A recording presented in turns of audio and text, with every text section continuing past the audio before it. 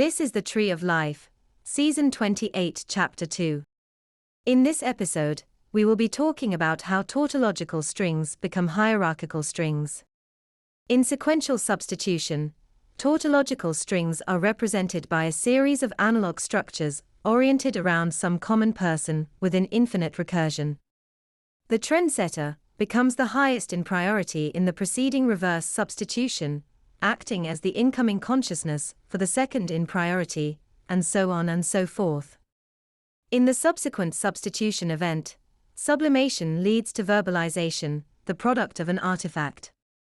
This artifact, the product of sublimation, a tautological string, links together the descending paths within infinite recursion, oriented around some central person.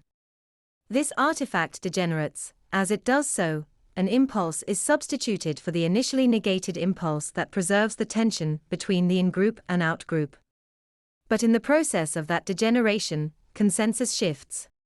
Now, hierarchical strings involve a series of central persons and secondary persons, whose priority is preserved by preferential expectation matching, within the analog structures subject to infinite recursion. Tautological strings become hierarchical strings via the process of degeneration, or consensus shifting. This involves the substitution of a hierarchical priority for a tautological central person within the descending paths of infinite recursion. Likewise, this manifests in the creation of an in-group and an out-group centered around the outgoing consciousness, which preserves the tension represented by the initially negated impulse. How does this manifest? Let's suppose you have recently sublimated and verbalized to produce some artifact online. This artifact is in the process of degeneration and represents a tautological string. Let's say you go to the mall to buy a gift for some family member. As part of this trip, you have encounters with other shoppers. Each encounter with someone within that mall represents an opportunity to preserve the desynchronization, the tension, represented by the initially negated impulse. Each encounter will by necessity represent a substitution of some other within that tautological string preserving a priority, or hierarchy, which displaces the outgoing consciousness.